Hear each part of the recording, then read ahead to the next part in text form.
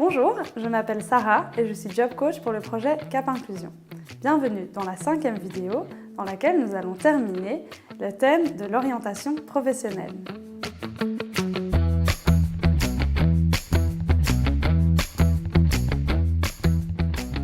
Cette vidéo prolonge la vidéo 4 et vous apprendra à définir plus précisément votre projet professionnel. Vous avez une idée, un projet ou un rêve et vous ne savez pas si cela est possible ou réalisable. Je vais vous aider à y voir plus clair. La première chose à faire est de vérifier si cette idée est d'une part en adéquation avec vous-même et d'autre part en adéquation avec la réalité économique. Dans la vidéo précédente, vous avez pu mieux définir vos motivations, vos valeurs, vos savoir-être et vos savoir-faire. Je vous propose de continuer sur cette lancée avec ce nouvel exercice. Vous trouverez le document téléchargeable sous la vidéo qui s'appelle « Mon profil ». Ce document reprend 4 cases.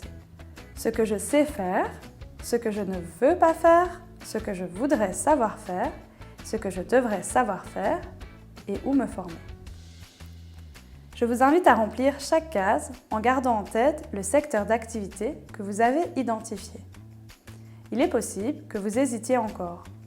Faites alors l'exercice plusieurs fois pour chacun des secteurs d'activité pour lesquels vous avez de l'intérêt. Cela vous permettra de savoir à quelle activité votre profil correspond le plus. Après avoir vérifié la compatibilité de votre profil avec le secteur qui vous intéresse, il est temps de vérifier la réalité du marché de l'emploi. En effet, parfois on peut être très intéressé par un métier et notre profil y correspond. Mais malheureusement, le secteur est saturé. Cela ne veut pas dire que vous devez abandonner vos rêves. Mais il est important de garder cette réalité en tête.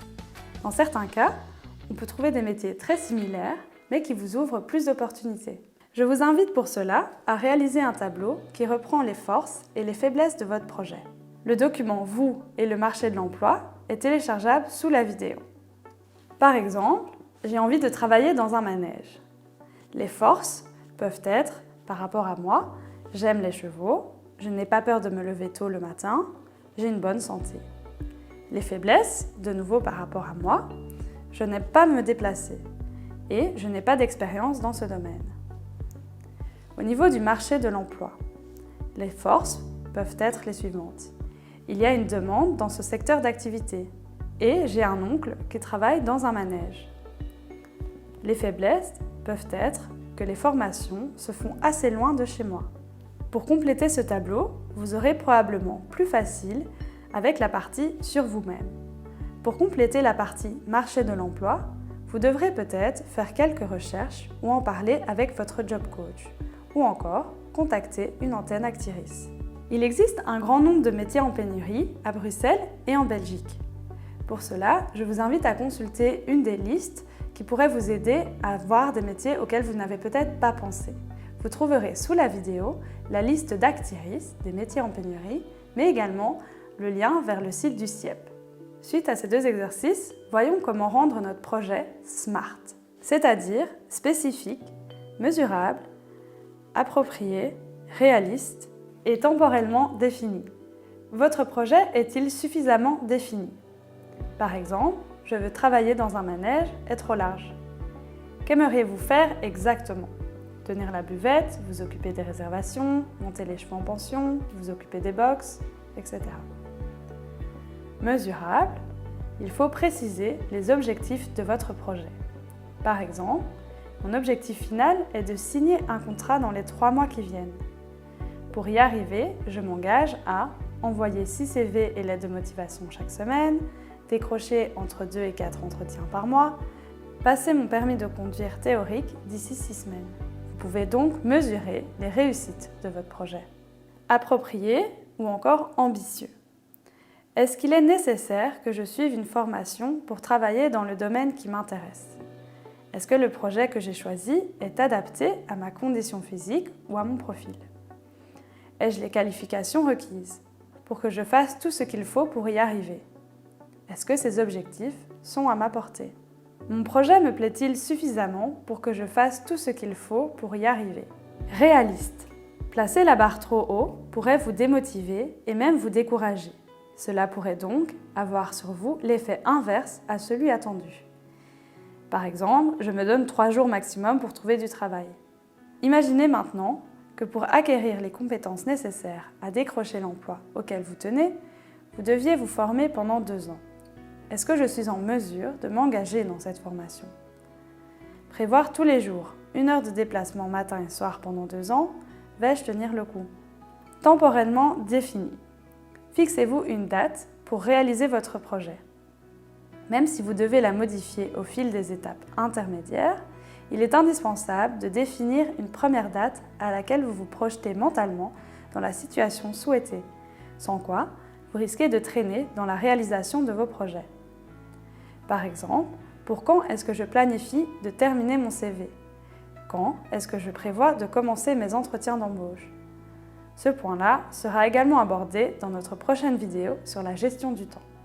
Après avoir interrogé votre projet professionnel par la méthode SMART, il est temps de faire le bilan de tout ce que vous avez appris sur vous-même et sur votre projet avant de passer à l'étape suivante. Pour cela, je vous propose 2 exercices de synthèse.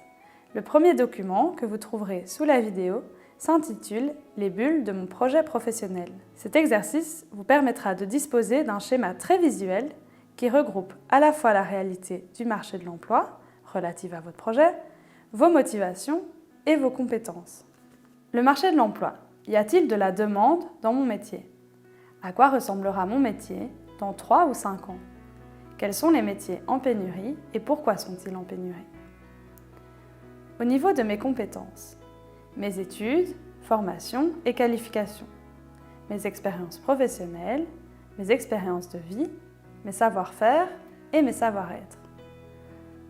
Enfin, mes motivations, ma personnalité, mes valeurs professionnelles, le sens du travail, que signifie le travail pour moi.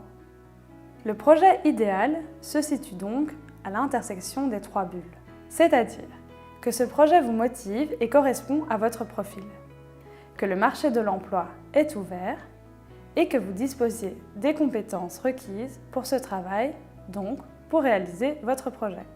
Le dernier exercice que je vous propose pour synthétiser cette étape s'intitule « Mon portrait professionnel ». Vous trouverez le document téléchargeable sous la vidéo. Mon projet. Moi, ma personnalité, mes qualités. Moi, mes connaissances, mes savoir-faire. Moi, mes motivations, mes valeurs, mes intérêts professionnels. Moi, mes diplômes, mes formations. Et pour finir, moi, ma réalité. Prenez le temps de remplir cette fiche point par point. Elle pourra vous servir lors de votre recherche active d'emploi. Vous pourrez la relire avant de vous présenter à un entretien d'embauche, par exemple. Voilà, j'espère que les différents exercices que nous avons vus ensemble vous auront aidé à mieux définir votre projet professionnel. Merci de votre attention et rendez-vous dans la prochaine vidéo où nous aborderons ensemble différentes méthodes de gestion du temps.